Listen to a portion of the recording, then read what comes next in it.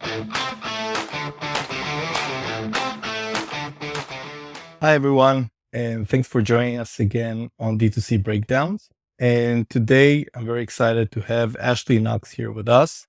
Ashley is the CMO at Henson Shaving, and now we're here with you. Hi, Ashley. Thanks for joining us. Hey, Alex. Great to be here. Thanks. So, Ashley, usually I like to start with the personal story behind the person before the brand. There are people, and I personally would be happy to hear your story a little bit.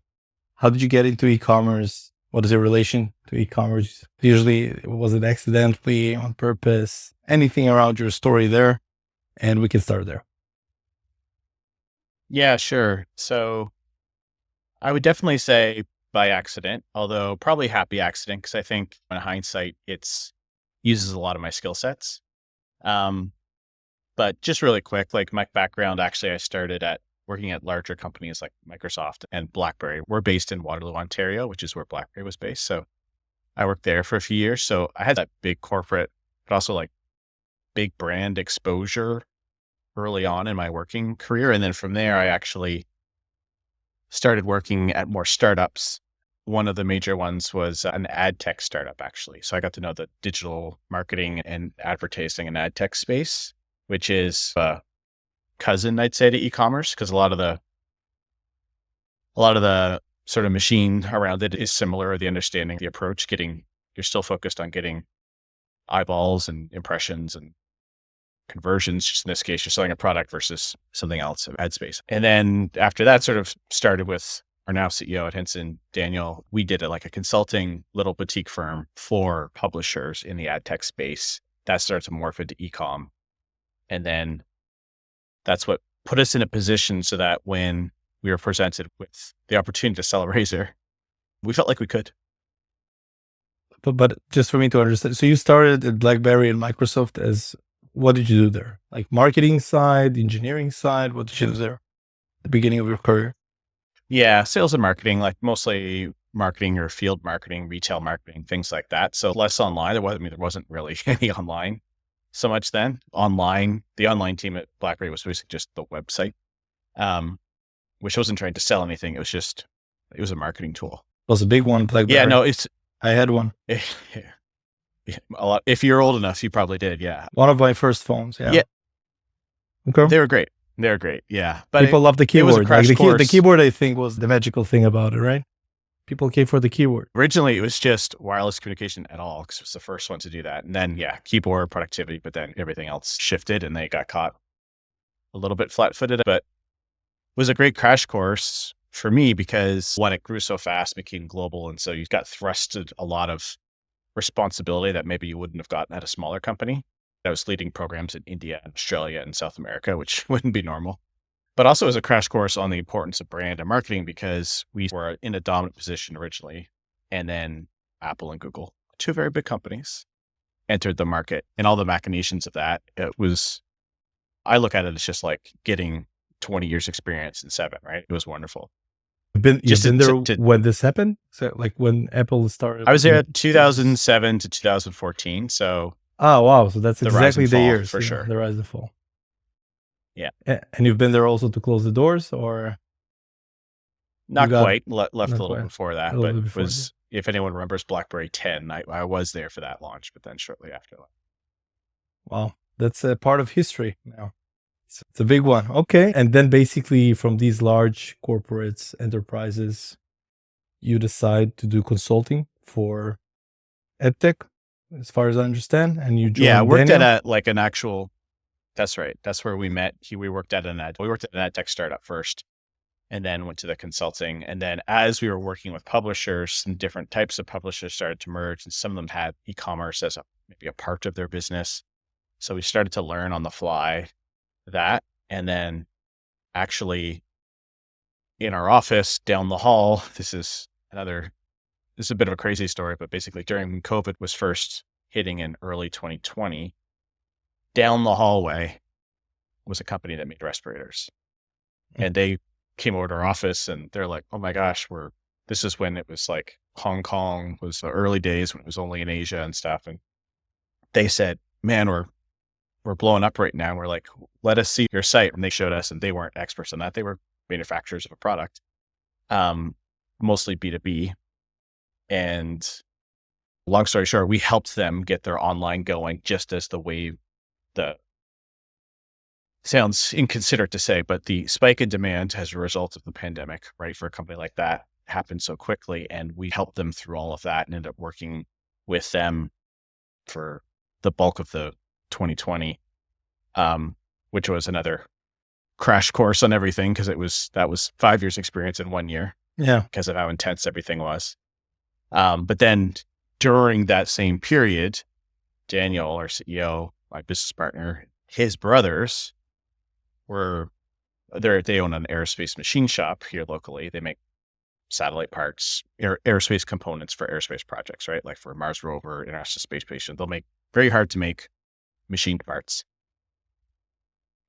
They got the idea that they could make a razor, which that's a long story, but the short story is they came up with this razor, which was the first incarnation of the Henson razor, came to us and said, hey, you guys are doing some online stuff. Do you think you could sell this? And we said, probably, thinking it would be like a hustle, just we're almost doing them a favor. We'll get the Shopify spun up and we'll get some ads live and see what happened. Little did we know it would take off. Very cool. And basically, so you were running campaigns for different companies at the time or helping them, and suddenly this got in. And why razor specifically? Is it like connected to someone? Well, it was just in the sweet spot of something that they feel like they could solve. Someone had basically seen a safety razor and looked at it from like a machinist point of view, which is cutting force and blade support and all of the sort of like mechanics and physics around the design, not thinking about irritation or skin health, thinking about machining and cutting angles. And so they look at that and said, if I was going to make a razor, I would make it like this. Yeah. And the other background is because it was the pandemic, then some of their aerospace projects were on pause or shutting down because people were going outside and doing things. So they had time and they wanted to control their own destiny a bit by making a product that they made instead of making products for other companies, which is a confluence of a dozen different things that ended up in that place. And then they made it and the rest is sort of history. And you guys, you take it, you do the first test. I love these moments where you didn't think that something will work. You put a couple of ads there and suddenly you get customers. Suddenly you get more customers and you don't really know what to do with them because you don't have inventory and all of that. And how do we ship this properly? And can you tell me a little bit about this early days? Like that's actually the most interesting part. So you put the ads on. What do you see? Early days, I kind of smile because I feel like it seems so ridiculous in hindsight, some of the stuff we were trying, because we were this combination of digital marketing, ad tech, e-commerce, and aerospace machining. Nowhere in there is shaving expertise. So it's not like we had this passion for shaving that led us to make a razor. It was a whole bunch of random circumstances that led to them making it and us selling it. Now I would say I'm a shaving expert. Back then, not at all. It's a very brave thing to say for a brand. I didn't have a lot of people saying to me like, it's a mistake. We didn't want to like, it's also a state because you're selling it. You're the expert today. It's authentic. It's the real story. Yeah. So we don't mind, I think, sharing it. I think we feel really good about the design and machining, and we've come to learn through, talk about later, a bunch of research we've done that this product is legitimately good. But back to your question about early days, we just did what anyone would do and tested different things and approaches, got like a just good enough package. At least we knew early on we wanted a 3PL early because we were all doing other jobs. We didn't want to be wasting our time packing and shipping and stuff. So we knew enough about e-commerce people to get like a minimum require or a minimum viable approach off the ground pretty easily. The thing that sort of got us some early wins was basically the wet shaving community. So there is basically like this hobbyist or this like enthusiast community around shaving, which we weren't totally aware of, again, back in the day. Maybe I'll offend some people, but we weren't really a part of that community necessarily early on. But this is just a group that is just really interested in shaving. They try all sorts of different ravers. They try all sorts of different creams and soaps, and like it's a hobby for them, right? So they're collectors almost, right? And enough of them early on were like curious enough to give it a try, and they liked it because it is a good product. And then that sort of word started to spread within that community. So that got us off the ground from 0 to something. And then we got more feedback. Just to understand, Go you're ahead. coming into these groups organically and you just reach out to people and tell them, hey, I have a great product. Want to try it for free? No. No, they would just see our ads and buy the product. Just ads. Okay. Pay that. Yeah. You were But just then we'd targeting see them talking in the channels. Yeah. Not even targeting, just they were the ones that Facebook decided to target kind of thing. Got it. So yeah. So that got us all kind of off the ground. And then from there, as we got more feedback from our customers, more feedback from this group, we started to realize how we could position this. I'd say the one thing we did do reasonably well out of the gate, this goes back to like us having like a basic understanding of marketing and brand, was that we knew one way for us to differentiate was to be intentional around sort of the status quo in the category. So not necessarily other safety razors, but just razors in general, like multi-blade razors or cartridge razors, disposable razors. And the reality with a lot of them is they like to do a lot of bells and whistles. They want to trap you into their proprietary system, right? Buy this. You can only use my replacement blades. I'm going to razor blade model and have a high lifetime value play and do that whole thing, right? Dollar Shave, Harry's, they all do the same model. Nothing wrong with it. We don't want to be like the 55th person to do that. Let's not do that. Let's try to sell them the thing once, not worry about recurring revenue. We didn't worry about recurring revenue until like just recent. We're 5 years in and we were only starting to care about like subscriptions for razors and stuff for the blades. Not even just like we launched shave cream a few months ago. Things like that would be more. The consumables would be more. The blades are so cheap that it doesn't make sense to do a subscription. They're 10 cents. We'll sell you 100 for $10 and it'll last you 2 years. So theoretically, we could put you on a every other year subscription plan, but don't bother. But we don't bother like intentionally because it's what people expect. So at least what we did know is we didn't totally know what we had, but we knew what we didn't want. And we didn't want to be just another razor brand that did razor type stuff.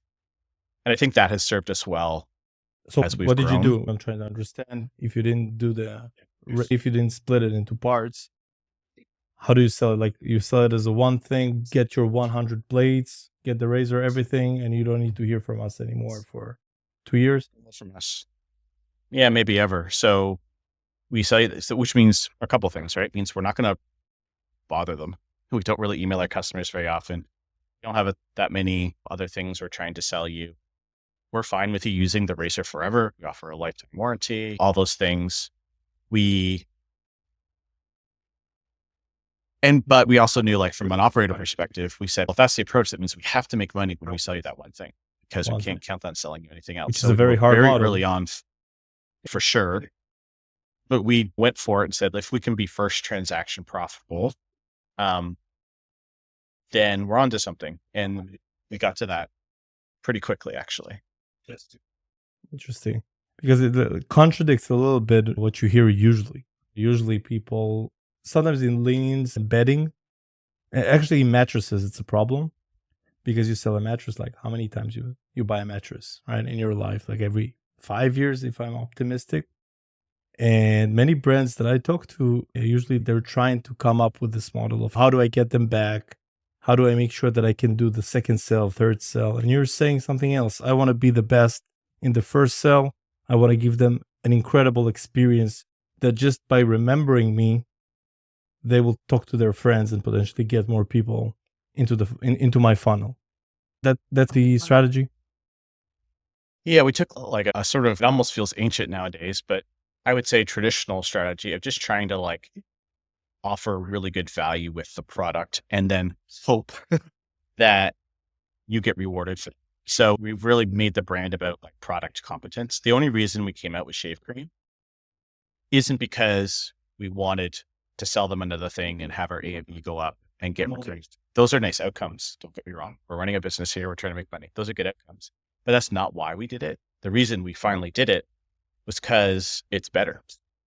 It's a better product than the drugstore shave cream. We've actually done some research just recently where we had people do people shave with different like scenarios. And so one of the scenarios was to shave with a multi-blade, not a Henson, with just a wet face, no shave cream.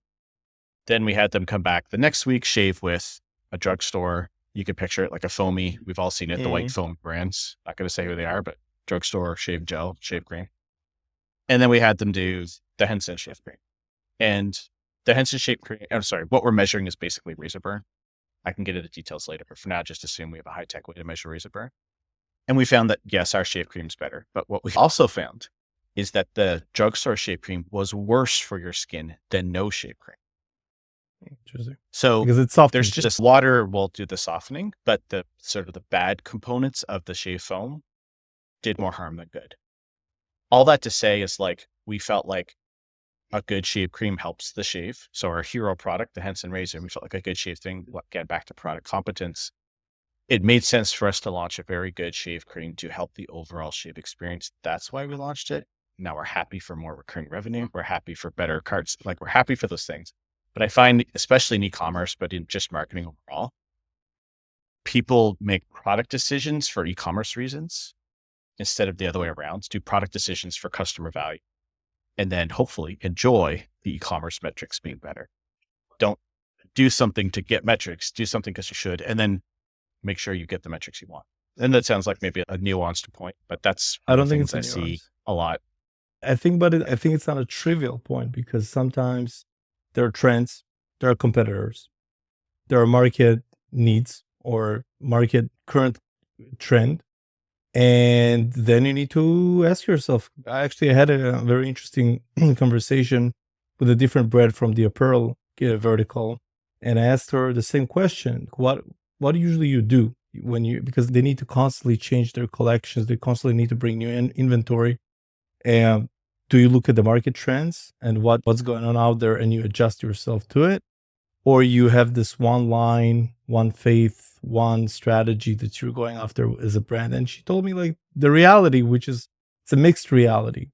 So sometimes at the end, it sounds very logical and makes a lot of sense that you need to go only on the product side and build the best product that you can. But if it doesn't fit, right, the audience's needs and desires, then you're missing on the e-commerce KPIs and metrics. Do you try to balance it, or you say, I don't care, I only go for the product, and I know that if I'll build an amazing product, the metrics will come, they will follow?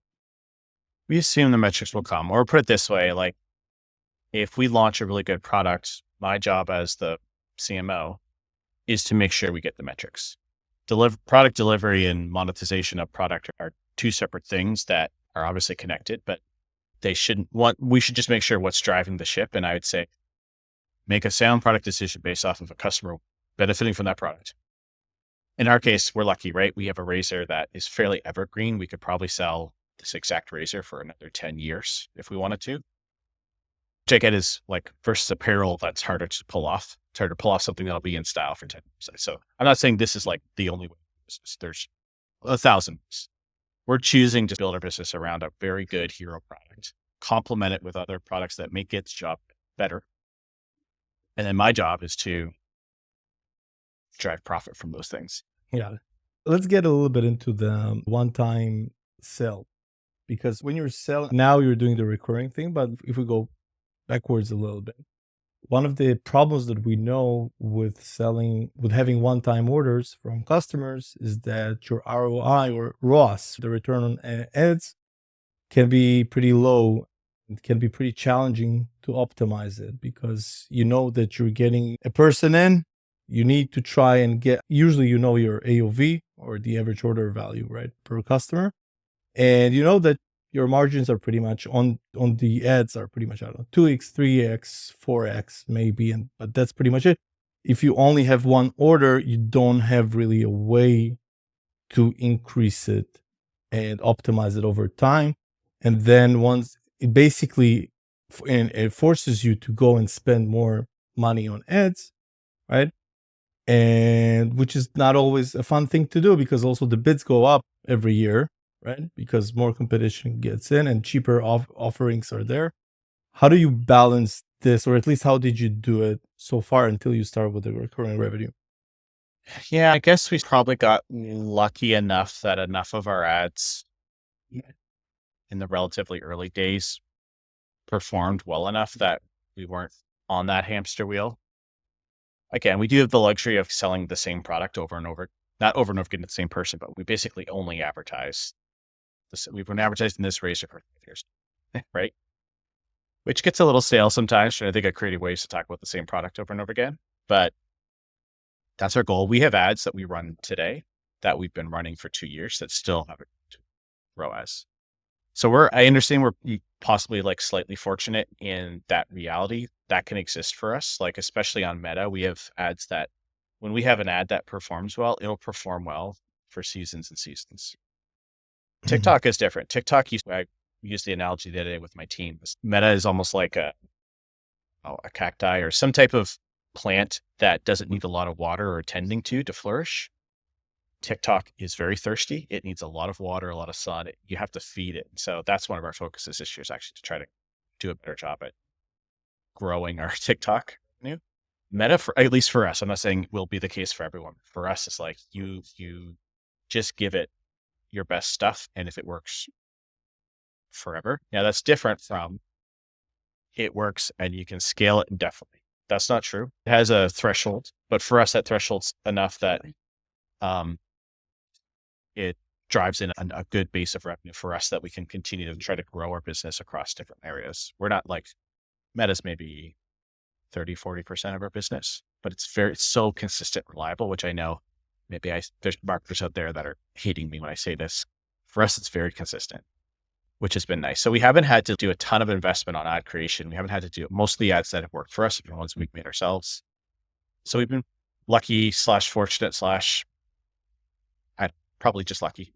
Also, I think we have a point of view of what we think would work, and we've been mostly right on that. We definitely do a ton of things that don't work, to be clear. We also have a lot of success on YouTube, sponsoring YouTube. That was something we did really early on. We thought that would work for us, and it has really worked. And do you think all of this, especially the ad thing, especially for example, Meta, it works for you because you have one product and this is some kind of it's a little bit of a privilege. It also can be a disadvantage, but it also can be a privilege and advantage to have only one product. And then you don't have a lot of inventory and options. Like, you're extremely focused on this one thing that you're offering. People know exactly what to expect when they land on your pages. Probably easier to A/B test, easier to change the flows because you have less variables, right? Less products. Do you think it's related to this? So would you say that it's a good idea / tip for brands that sell 1 to 2 to 3 products max? Or it's sporadic where you don't know, it's just really pure luck? There's probably some variability there, but I think the advice I would give is that, like, back to your question, like,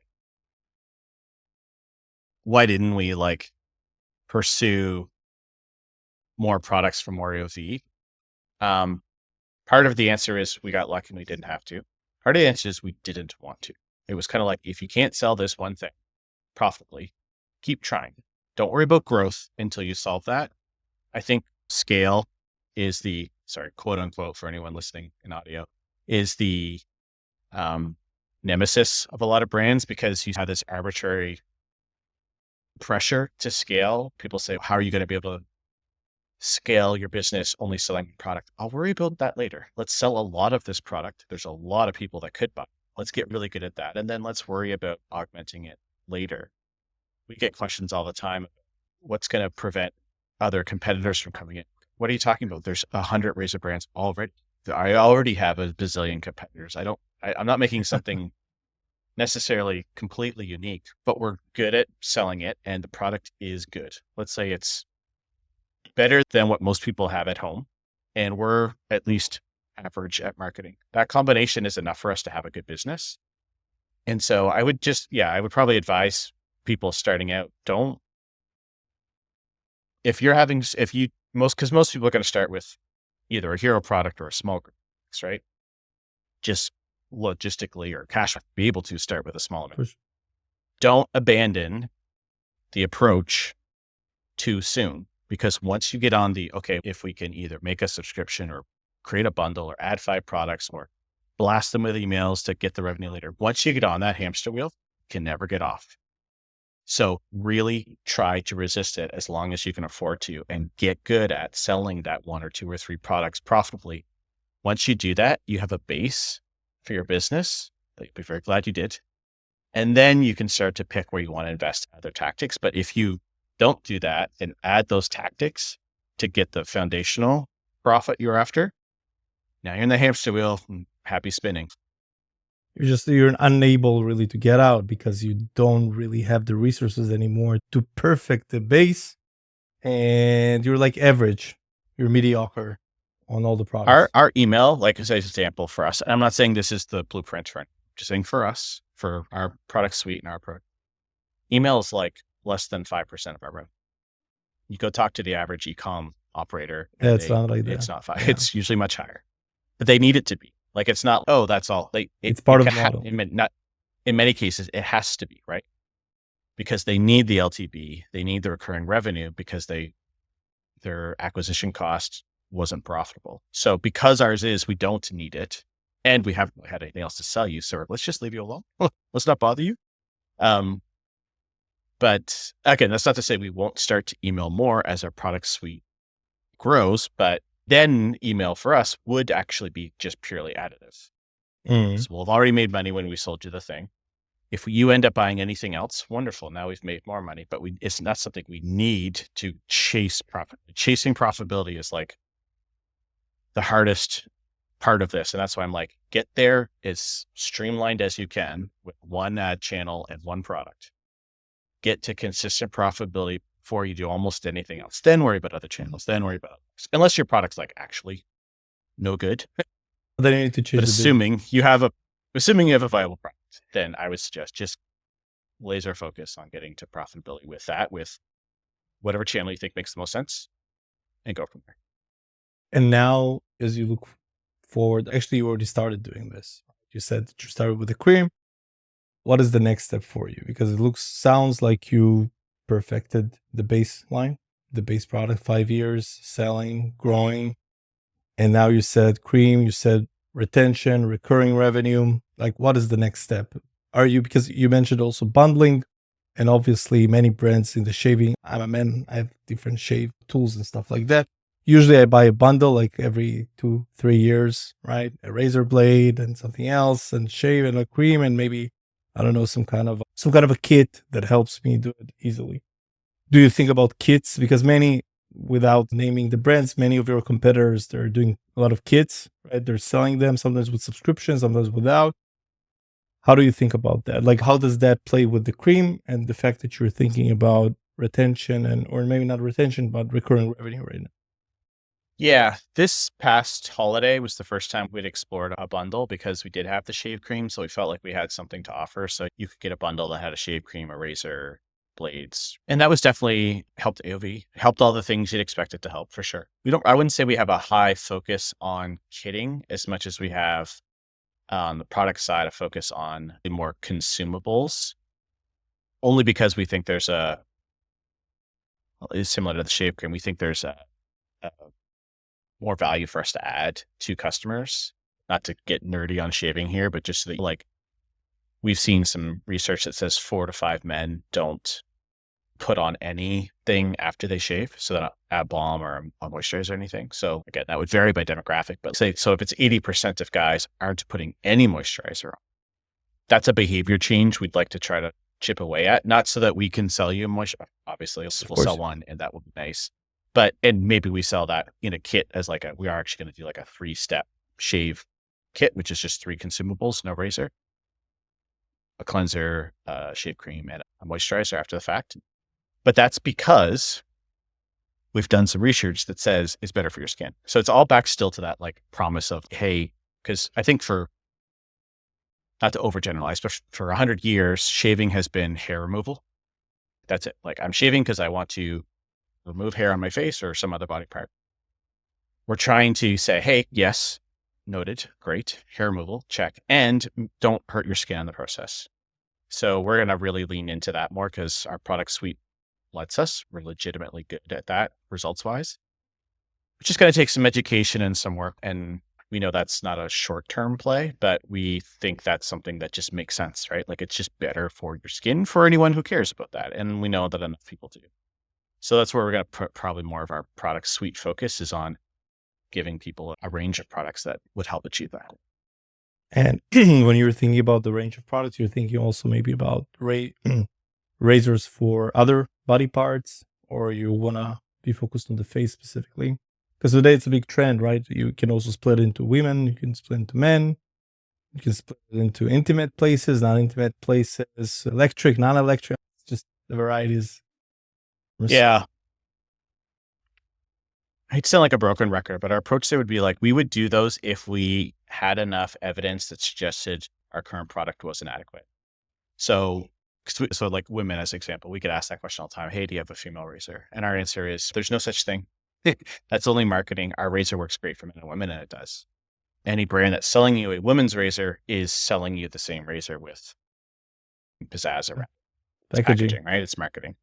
And where we want to put the function first. So if we believe, and so far we still believe, our razor is great for all body parts and all people, we're just going to keep selling it, knowing that probably if we came out with a women's line, it would sell more. We're going to resist that for now because we're doing research all the time on this stuff. If we do find out that, hey, for head shaving, actually a different feature would make more sense, or for intimate areas or for legs or armpits, if we ever found we could provide a product that would be better for those use cases, then we'd do it. We wouldn't do it just to market a different product, if that makes sense. So you guys are very heavy on research. And do you have a team for this or someone who's focused on this, on the biological side of things, or medical, let's call it this way? Not yet. It's one of the hats that I wear. So we do have a partner, like a company called Mimosa Diagnostics. They make this machine that lets us measure stuff. So we partnered with them to help do some of this research, use their tools. Their clinicians are the ones conducting it, and then they report all the findings back to us. So it's not headcount for us, but it is like a resource that we're using with them. And that's been helpful. And then in addition to that, we have like an advisory council that we've established with dermatologists and scientists and different folks that with different like levels of expertise to help us just make sense of it. Because again, I acknowledged we're not necessarily experts on that stuff, but we want to be. We're partnering with people smarter than us to help us figure it out. So eventually this might get to the point where we have to resource up a team, but we're pretty streamlined over here. And one of the most important questions that we've been asked all the time, like, how do you collect customer feedback about your products? Do you have some kind of a systematic way of doing this, or it's just like reaching out or waiting through this chat support and collecting the thoughts there from the customers? Do you have any tips around that? I'd say we're not awesome at that. We're definitely very engaged with customer support, with comments on social and on ads, reviews. We have tons of reviews. We absorb a lot of that. We do ask some post-purchase questions, the odd question through email surveys and things like that. I wouldn't say we have a rigorous approach there, if I'm being really honest. We definitely have again, the benefit for us is selling the one product only over 5 years. You do get a lot of feedback, even if you're not being overly aggressive with getting feedback, because it's hundreds and hundreds of thousands of people that talk to us about that one thing we sell. That being said, it's on this year. We do have plans to start doing a bit more customer research and customer profiling.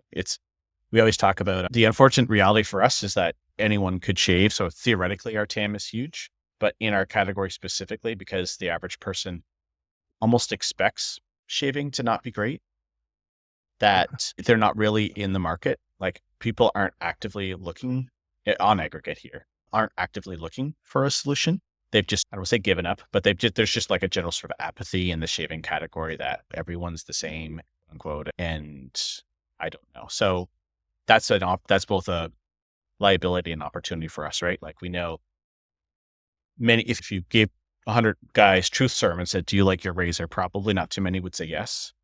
And then you said, oh, do you want to look for a new one? So it's this weird dynamic we have to deal with. So we do want to better unpack that reality because it is unique. And that's one of the things we'll be doing this year. Okay. Last question, promise. One mistake that you should not repeat as a new D2C brand owner, founder. one thing that you can help people avoid? I think it ties into some of the stuff I said, just because we have been like strict on trying to get profitable, trying to get first purchase profitable and all that, right? That all sounds great when I say it from a marketing perspective, and all my advice about sticking to your guns and really try to make that work before you worry about adding on additional stuff, I still believe. And the mistake there is you really have to understand cash flow. You really have to understand all the ins and outs of inventory, purchasing, and when money comes in and out. That allows you to have that, will better equip you to have that patience.